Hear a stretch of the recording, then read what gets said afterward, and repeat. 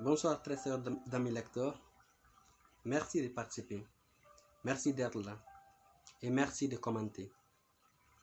Nous entamons aujourd'hui avec la quatrième séance de lecture du roman de Laurent Gounel intitulé L'homme qui voulait être heureux.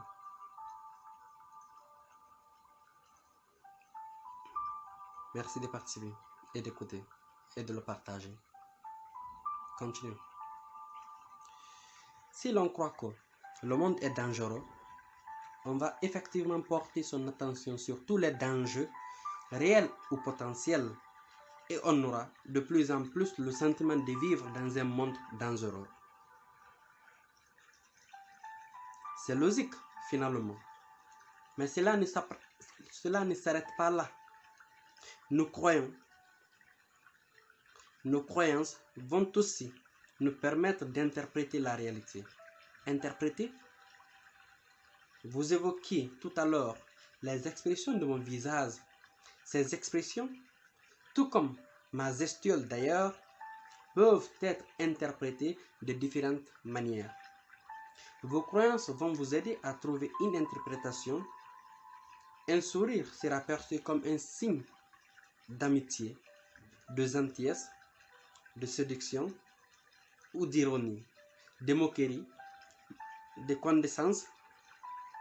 condescendance, un regard insistant comme un signe marqué d'intérêt ou, à l'inverse, comme une menace, une volonté de déstabilisation. Et chacun sera convaincu de son interprétation. Ce que vous croyez sur le monde vous conduit à donner un sens à tout ce qui est ambigu ou incertain. Et cela renforce vos croyances. Une fois de plus, je commence à comprendre pourquoi vous disiez que ce que l'on croit devient notre réalité. Oui, surtout que cela ne s'arrête pas là. C'est infernal votre truc. Quand vous croyez une chose, elle vous amène à adopter certains comportements, lesquels vont avoir un effet sur le comportement des autres dans un sens qui va, là encore, renforcer ce que vous croyez. Oula, ça se corse. C'est simple. Restons dans le même cas de figure. Vous êtes convaincu que le monde est dangereux, qu'il faut se méfier. Comment allez-vous vous comporter quand vous rencontrez des gens nouveaux? Je vais rester sur mes gardes. Oui, et votre visage sera vraisemblablement assez fermé, pas très engageant. Certes, mais ces personnes qui vous rencontrent pour la première fois vont le percevoir, le sentir. Comment vont-elles elles-mêmes se comporter vis-à-vis de vous? Il y a en effet des changes pour qu'elles restent sur leur garde et ne s'ouvrent guère à moi. Exactement, sauf que vous allez le voir, vous allez sentir qu'elles sont fermées, un peu bizarres avec vous. Devinez comment vous allez l'interpréter sous l'emprise de vos croyances. Je vais évidemment me dire que j'ai raison de me méfier. Vos croyances se renforceront. C'est terrible. Dans ce cas, oui. Mais cela marche aussi dans l'exemple inverse. Si vous êtes, au fond de vous, convaincu que le monde est sympathique, vous allez vous comporter de manière très ouverte avec les gens. Vous allez sourire, vous montrer détendu. Et bien sûr, cela va les conduire à s'ouvrir eux-mêmes, à se détendre en votre présence. Vous aurez inconsciemment la preuve que le monde est bien sympathique. Votre croyance se renforcera. Mais il faut comprendre que tout ce processus est inconscient. C'est en cela qu'il est puissant. À aucun moment, vous ne vous direz consciemment, c'est bien ce que je croyais. Les gens sont sympathiques. Non, vous n'aurez pas besoin de vous le dire. Parce que pour vous, c'est normal. C'est ainsi les gens sont sympathiques. C'est une évidence. De la même manière, ceux qui croient qu'il faut à tout prix se méfier des autres trouvent naturellement de rencontrer des gens fermés, désagréables, même s'il le déplore par ailleurs. C'est dingue, finalement. Sans s'en rendre compte, chacun se crée vraiment sa propre réalité, qui n'est en fait que le fruit de ses croyances. C'est vraiment dingue, hallucinant. Ce dernier mot est bien choisi. Je devinais chez lui une certaine satisfaction. Il devait percevoir que je commençais à comprendre la force et l'étendue de cette théorie. Il est vrai que j'étais bluffé. J'avais le sentiment que les êtres humains étaient victimes de leurs propres idées, de leurs propres convictions, de leurs propres croyances, pour reprendre son terme. Le plus terrible, peut-être, était qu'ils ne s'en rendaient pas compte. Et pour cause, ils ne se rendaient même pas compte qu'ils croyaient ce qu'ils croyaient. Leur croyance n'était pas consciente, n'était pas consciemment dans leur esprit. J'avais envie de le crier à la terre entière, d'expliquer aux gens qu'il fallait arrêter de croire n'importe quoi. Je voulais leur dire qu'ils se pourrissaient la vie à cause de choses qui n'étaient même pas la réalité. Je me voyais parcourir la planète au volant de l'une de ces camionnettes qui servent à faire la promotion des criquets en tournée. Je criais dans le haut-parleur qui diffuserait ma voix amplifiée de village en village. Mesdames et messieurs, il faut absolument arrêter de croire ce que vous croyez. Vous vous faites souffrir. Croyez-moi, il ne faudrait pas 3 jours pour que les hommes en blanc viennent me chercher et me passent une camisole. Mon cirque à moi aurait alors des portes capitonnées. Bon, une chose quand même, ces croyances que l'on a, elles concernent quel domaine? Elles s'étendent où? Nous croyons tous développer des croyances sur nous, sur les autres, sur nos relations aux autres, sur le monde qui nous entoure, sur à peu près tout, depuis notre capacité de réussir nos études jusqu'à l'éducation de nos enfants, en passant par notre évolution professionnelle et nos relations conjugales. Chacun de nous porte en lui une constellation de croyances. Elles sont innombrables et dirigent notre vie. Et certaines sont positives, d'autres négatives. C'est ça. Non, pas tout à fait. On ne peut pas juger nos croyances. La seule chose que l'on puisse affirmer est qu'elles ne sont pas la réalité. Ce qui est plus intéressant, en revanche, c'est de comprendre leurs effets. Chaque croyance a tendance à produire à la fois des effets positifs et des effets limitants. Maintenant, je reconnais que certaines croyances induisent davantage d'effets positifs que d'autres. Oui, il me semble qu'on a plutôt intérêt à croire que le monde est amical. D'ailleurs, je ne vois pas en quoi la croyance que le monde est dangereux peut avoir des effets positifs. Si elle en a quand même, une telle croyance vous amènerait bien sûr à vous protéger excessivement. Vous gâcherez sans doute un peu la vie. Mais le fait est que si un jour vous rencontrez un danger réel, vous serez peut-être plus protégé que celui qui croit que tout va pour le mieux dans le meilleur des mondes. Ouais, c'est pour cela qu'il est pertinent de prendre conscience de ce que l'on croit, puis de réaliser que ce ne sont que des croyances et enfin de découvrir leurs effets sur notre vie. Cela peut nous aider à comprendre bien des choses que nous vivons. À ce propos, hier, vous m'avez dit que l'on aborderait ce qui m'empêche d'être heureux. Oui, mais je vais d'abord vous faire travailler seul. J'ai 2 missions à vous confier, que vous réalisez après notre séance en attendant que l'on se revoie. D'accord? La première consiste à rêver tout en restant éveillé. Ça, je crois que je saurais faire. Alors, vous rêverez que vous êtes dans un monde où tout est possible. Imaginez qu'il n'y a aucune limite à ce que vous êtes capable de réaliser. Faites comme si Vous avez tous les diplômes du monde, toutes les qualités qui existent. Une intelligence parfaite, un sens relationnel développé, un physique de rêve, tout ce que vous voulez. Tout vous est possible. Je sens que je vais bien aimer ce rêve. Ensuite, vous imaginerez à quoi ressemble votre vie dans ce cadre, ce que vous faites, votre métier, vos loisirs, comment votre vie se déroule. Gardez en permanence à l'esprit que tout est possible. Puis, vous noterez cela et vous me l'apporterez. Très bien.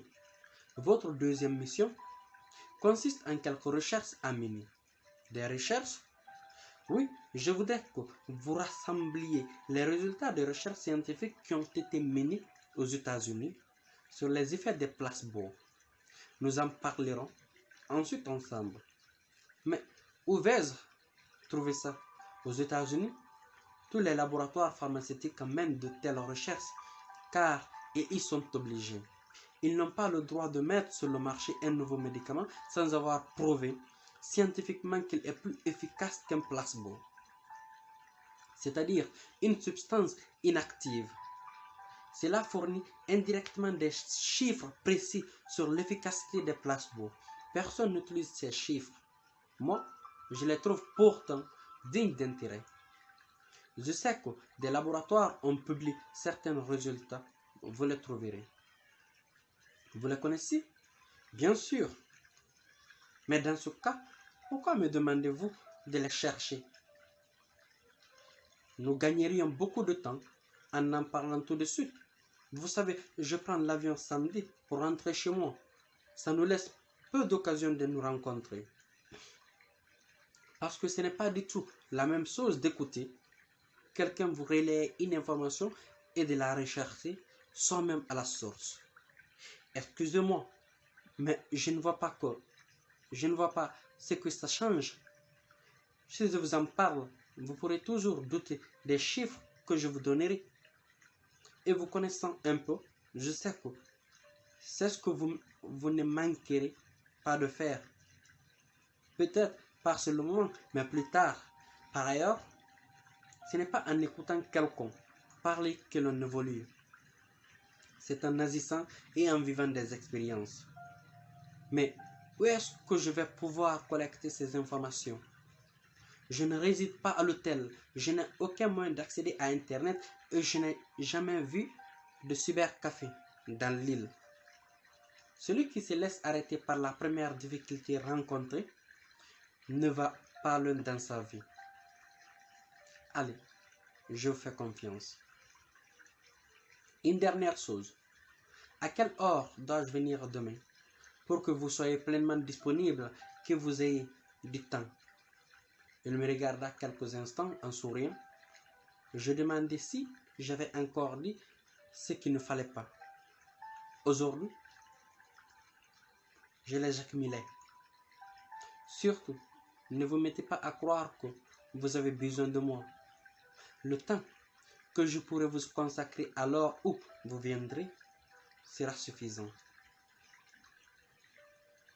En rejoignant ma voiture, je me demandais comment cet homme pouvait rester aussi calme, serein, avec un regard si bienveillant, tout en disant parfois des choses qui n'allaient absolument pas dans le sens de ce que j'avais envie d'entendre. C'était vraiment un être inattendu, pas comme les autres, et je continuais d'être étonné par sa connaissance des informations occidentales qui contrastaient avec son personnage. J'aurais facilement juré qu'il n'avait jamais quitté son village et j'avais du mal à concevoir que ce vieillard de l'autre bout du monde ait puisé sa sagesse dans des recherches occidentales bizarres. Je commençais à connaître la route et je fus à Ubud en peu de temps.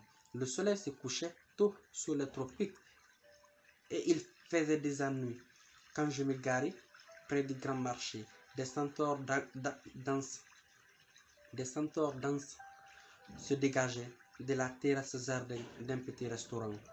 Les balinais utilisent souvent l'encens pour repousser les moustiques.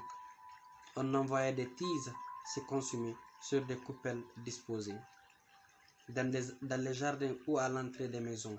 Cela contribue à l'ambiance envoûtante de la nuit à Obod.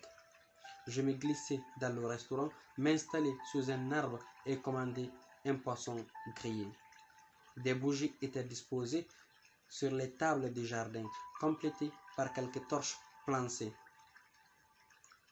dans l'herbe, qui brûlaient lentement en diffusant une lumière douce et chaude. Quelques éclats de voix jaillissaient çà et là en provenance de la rue, sans doute des balinais élant quelques passants étrangers pour leur proposer leur service de taxi improvisé. J'avais une heure devant moi avant le concert. Bali était le seul endroit sur terre où je ne regardais pas à ma montre toutes les demi-heures. Ici, le temps n'avait pas d'importance. Il était l'heure qu'il était, c'est tout. Comme la météo, personne ne cherchait à savoir quel temps il ferait. De toute façon, chaque journée offrirait aussi bien du soleil que de la pluie. C'était ainsi. Les balinais acceptaient ce que Dieu leur donnait sans se poser des questions embarrassantes. Je repensais à la demande du sage de rêver à une vie idéale où je serais heureux. J'avais besoin d'un peu de temps pour me mettre dans la peau de quelqu'un pouvant vraiment tout se permettre et imaginer à quoi ressemblerait ma vie. On n'a pas ce genre de considération tous les jours. Personnellement, j'avais plus l'habitude de remarquer chaque jour tout ce qui n'allait pas dans ma vie, que de penser à ce que je voudrais vraiment qu'elle soit. Lorsque je m'autorisais à rêver, la première chose qui me vint à l'esprit fut que, si tout était possible, je changerais de métier. Professeur était certes un métier noble et valorisant, mais j'en avais assez d'enseigner une matière à des élèves qui ne l'appréciaient pas et que cela ennuyait même profondément.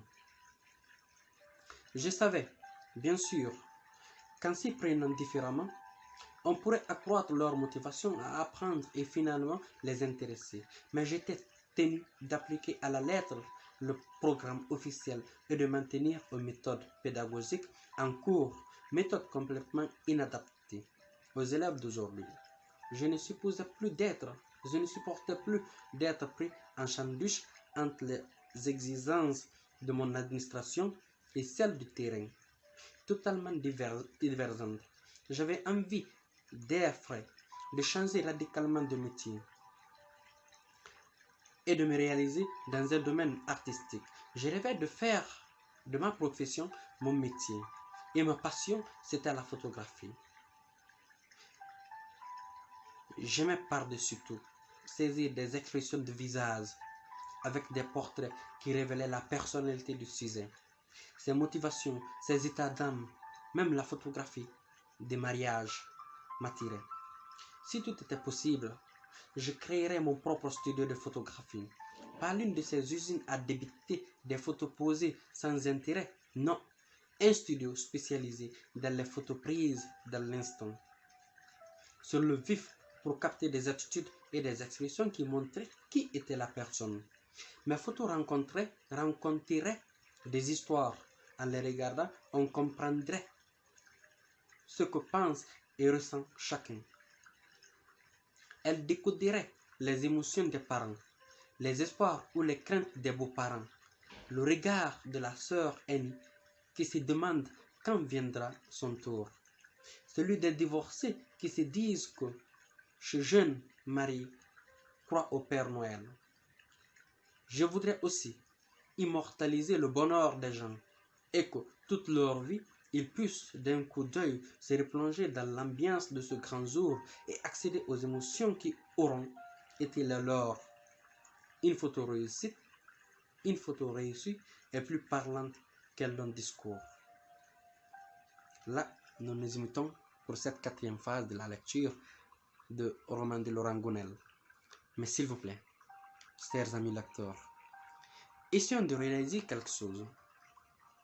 À nous, essayons de profiter un peu de ce que nous lisons dans ce livre de Laurent Gounel. Les conseils qu'il donne, essayons de les mettre en pratique. Comme il l'a dit, Nous croyons à quelque chose et nos croyances finissent toujours par être la réalité, notre réalité, la réalité de ce que nous vivons et la réalité de ceux qui nous côtoient. Alors, à quoi ça sert de se gonfler? À quoi ça sert de s'obstiner, de croire que le monde est dangereux? Ça n'a aucune importance. Croyons juste. Obligeons-nous à croire que le monde est amical. Et ainsi, vous et moi, ainsi que toute personne qui vit sur cette planète-là, trouverait le monde beau et vivable. Merci à vous. J'espère que la lecture de ce livre va changer votre vie, comme elle est en train aujourd'hui de changer la mienne. Parce qu'aujourd'hui, je pense que tout le monde est gentil, tout le monde est bon, qu'il n'y a nulle part de méchant à travers cette planète. Merci à vous. Merci à tout le monde. Merci d'écouter. Merci de partager. Et surtout, merci de mettre vos avis aussi sur la lecture. Et surtout aussi sur les enseignements que le livre nous apporte. Merci à vous.